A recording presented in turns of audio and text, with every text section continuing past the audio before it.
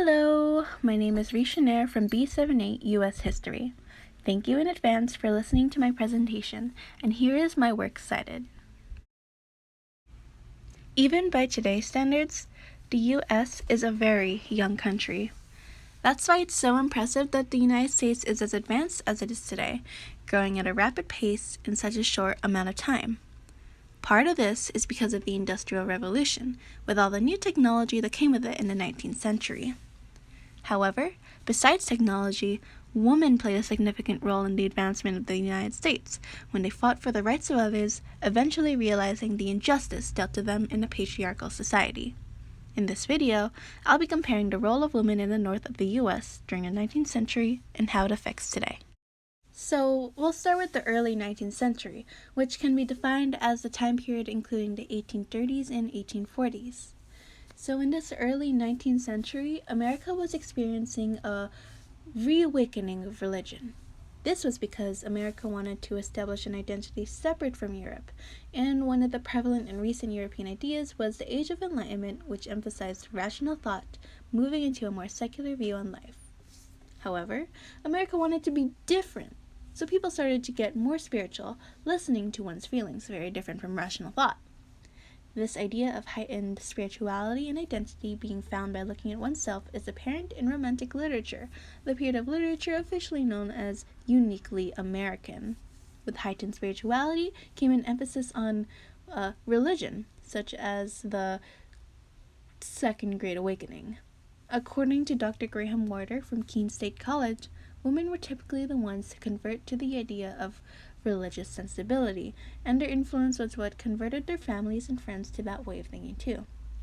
This change associated with woman was what redefined this cultural perspective of the female gender. Before this idea came about, women of European descent lived in a patriarchal society, well they still did, so they generally didn't have rights compared to men, being legally and socially subservient, inferior to men in all ways, including morality. The traditional economic role of women was to sew or weave textiles, but with the market revolution, the increase of commercialization for economic gain at the expense of farming, the economic gains moved from the home to factories, and the role of women moved from the factories to the home. This, combined with the emphasis on spirituality, made the role of women change in the domestic sense. There was something called the doctrine of separate spheres, in which men and women lived in two separate spheres. One was superior to the other in their own sphere.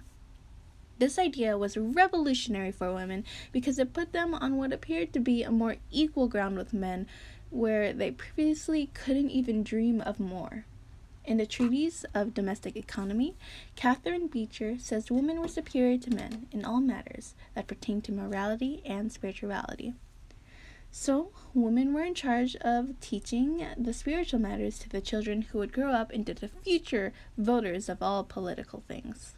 The downside to this spheres was the increased separation between men and women, like how it was almost unheard of for women to get a higher education than, elementary school, having education more because they would be only teaching the new generations.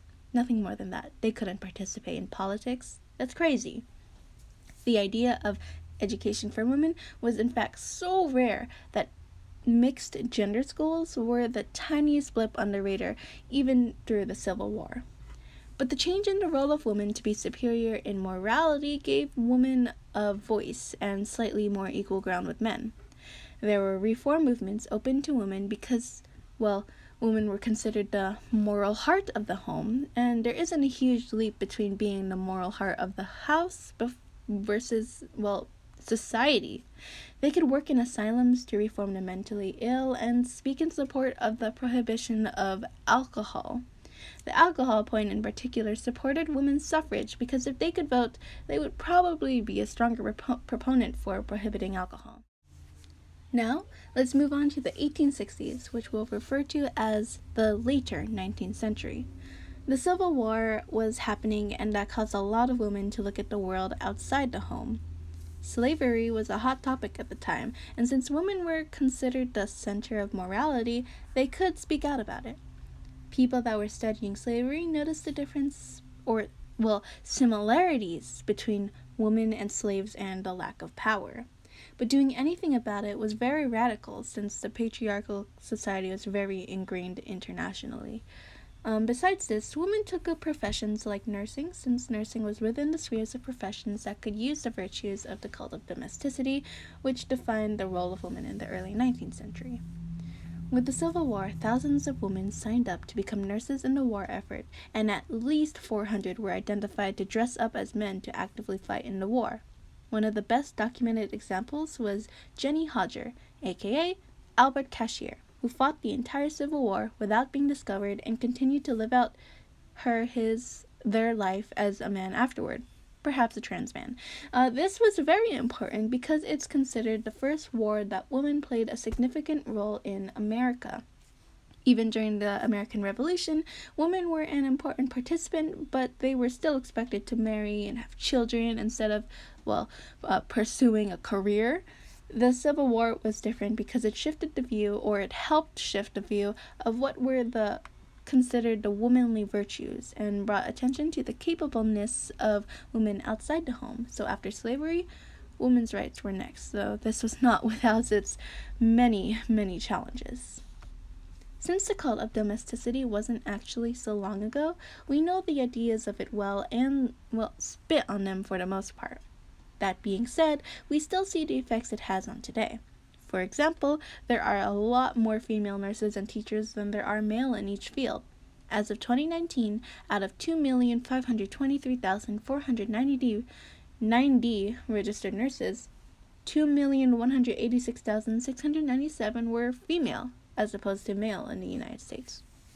But the role of women has definitely changed since the early 1840s, what with the lack of ban over women actively fighting on the battlefield during a possible war. We recognize the oppressive qualities of the cult of domesticity today, where women were just beginning to hope for a form of equality with men at the time. So, it's cool to see how far we've come today.